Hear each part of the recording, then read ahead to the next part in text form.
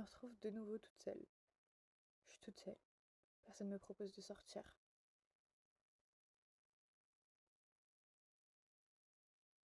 Il n'y a personne dans la maison, personne à voir. J'ai pas de vie étudiante. J'ai l'impression que ce sera toujours comme ça. C'est un discours que je me suis beaucoup répété à moi-même au lycée, dans ma vie étudiante. Et je me le dis plus aujourd'hui. Et quand j'ai une petite voix, une petite partie de moi qui repense à ça, je change très vite de perception. Parce que je me rappelle que j'ai de la chance. Je me rappelle que, en fait, cette solitude, c'est une bénédiction.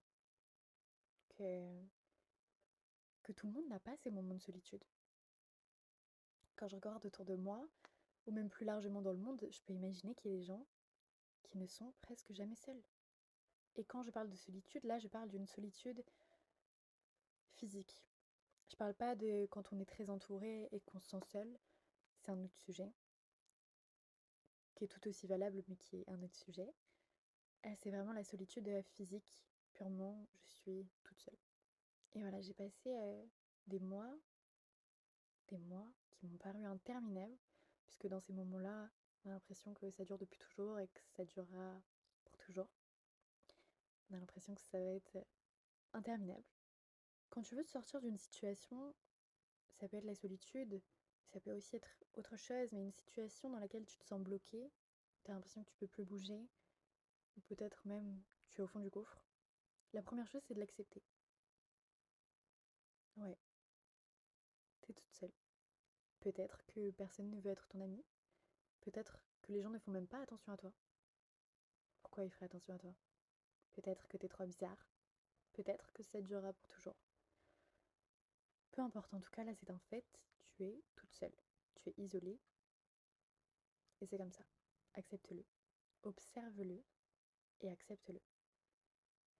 Ok. La deuxième chose, c'est d'avoir de la gratitude. Ça peut paraître illogique de se dire pourquoi j'aurais de la gratitude pour cette chose que je ne veux pas en fait, même si peut-être qu'une partie de moi le veut, une partie inconsciente, mais c'est un autre sujet. Pourquoi j'aurais de la gratitude? Parce qu'avoir de la gratitude pour quelque chose, que ce soit une situation ou peut-être une partie de moi, peut-être un défaut que j'ai, peu importe, avoir de la gratitude pour quelque chose, ça nous permet de nous en libérer. Quand on fuit quelque chose, quand on n'accepte pas ou quand on juge quelque chose, ironiquement, on va rester bloqué avec et on va même le recréer et on va continuer de le vivre. Puisqu'on a besoin de le vivre pour pouvoir en prendre conscience et nous en libérer. Et donc là, je crée ma solitude, je me retrouve seule. Et en fait, avoir de la gratitude, aimer cette solitude, l'accepter, c'est pouvoir m'en libérer. Et à ce moment-là, quand je l'ai accepté et quand même j'ai de la gratitude pour cette situation, c'est à ce moment-là, en fait, que je vais pouvoir peut-être même vivre autre chose. C'est le moment où, en fait, je suis OK de vivre ça, que peut-être je vais avoir une opportunité de vivre autre chose. Parce que je serai libérée de cette solitude. Tu peux par exemple comparer ta solitude à toute la pauvreté. Que ce soit celle d'un homme qui n'a pas de où dormir, celle d'une personne dont la personnalité est basée sur ce que les autres attendent d'elle.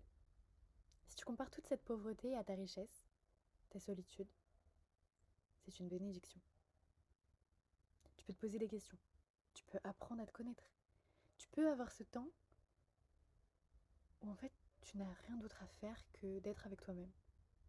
De savoir qui tu es. Peut-être qui tu veux être, qui tu veux devenir. Solitude et liberté vont de pair, je pense. Aujourd'hui, ta solitude, tu l'as. Alors honore-la.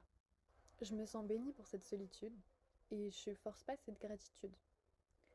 Euh, et pour ne pas avoir la sensation de se forcer à avoir de la gratitude, il faut vraiment croire que c'est une bénédiction, une opportunité de grandir, de créer des choses, de prendre du temps pour soi.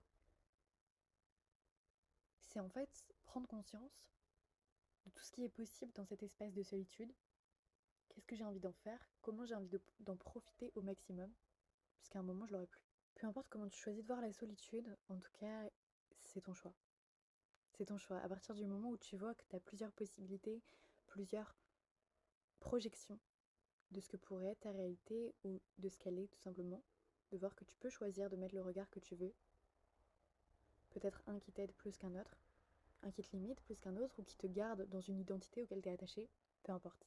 C'est littéralement ton choix de choisir comment tu vois ta solitude. C'est littéralement ton choix de choisir comment tu vas passer ce temps. Est-ce que tu vas regarder quelque chose qui va t'enrichir, t'apprendre des choses ou te divertir? Ou peut-être les deux.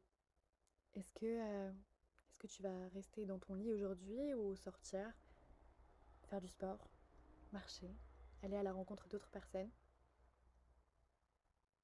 aller à ta propre rencontre? C'est littéralement ton choix. De faire ou de ne pas faire, de voir ou de ne pas voir ta solitude comme une bénédiction.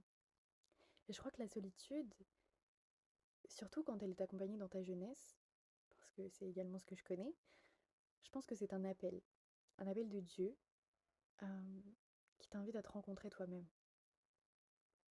Je pense que c'est pas un hasard. Comme si Dieu voulait voir ce que tu allais faire de cette solitude, comme s'il te donnait cette opportunité de pouvoir t'observer. Peut-être davantage observer les autres aussi, dans le silence.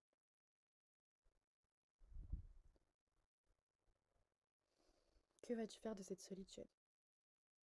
Je le reconnais sincèrement du plus profond de mon cœur. Ma solitude et ces moments de solitude, qui ne sont pas forcément voulus, sont une bénédiction. Être seule est une immense bénédiction.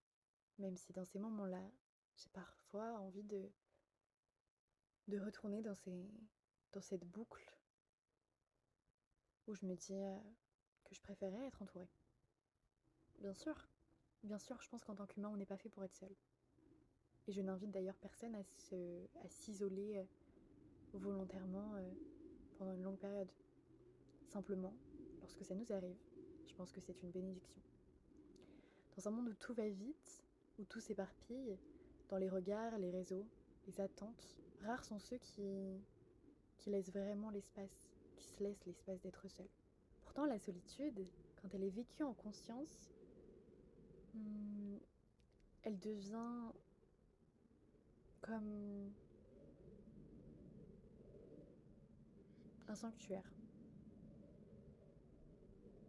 un endroit de silence, de reconnexion, un espace où tu peux t'asseoir en face de toi-même, face à Dieu.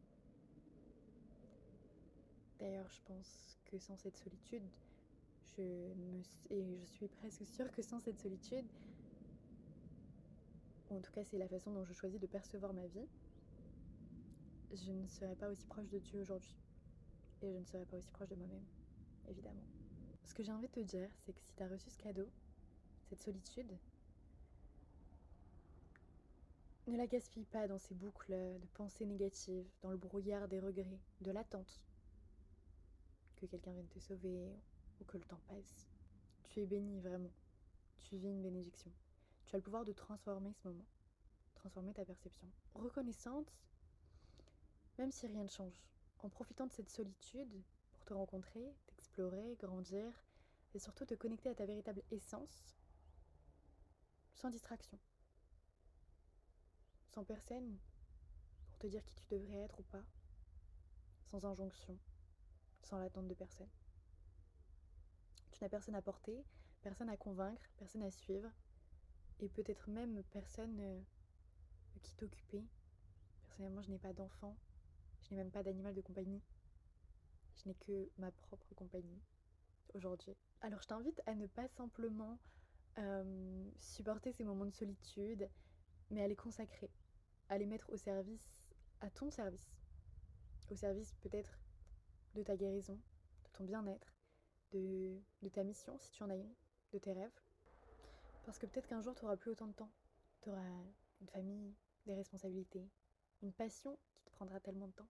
Si j'avais pas eu cette longue période de solitude, euh, notamment pendant mes années étudiantes, je pense, en tout cas, il y a de fortes possibilités que j'aurais pas appris à être véritablement qui je suis aujourd'hui. Que j'aurais pas appris à être libre, d'une certaine manière. Que ce soit des attentes, du regard des autres, posées sur moi.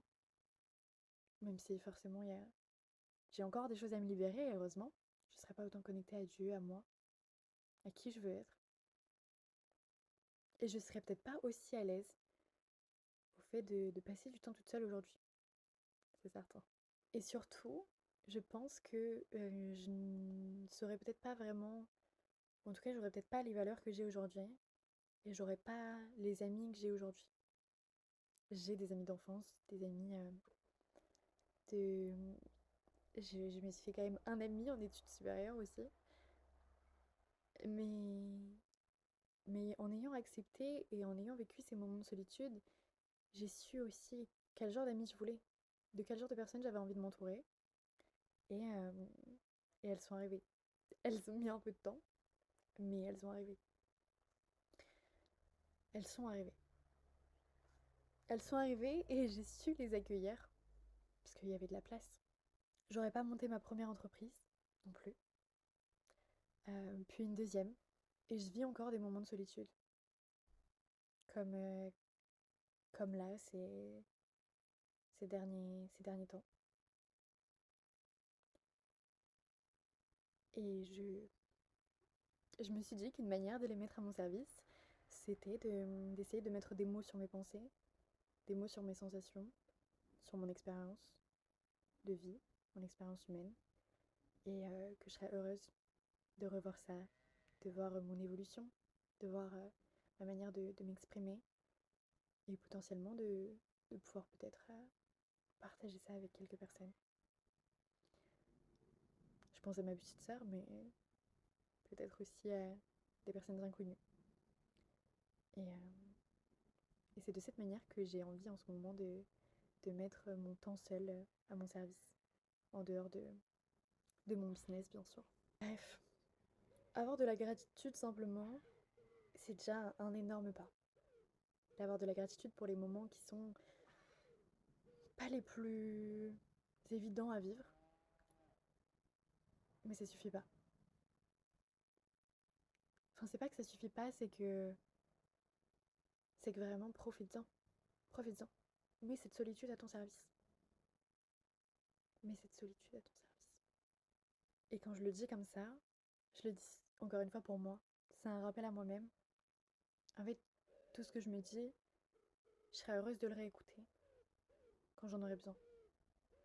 Quand je me sentirai peut-être seule. Enfin, se sentir seule, ça va avec la solitude et c'est normal. On est humain, évidemment, qu'on peut se sentir seul. Il faut le ressentir pour pouvoir s'en libérer aussi. C'est un autre sujet.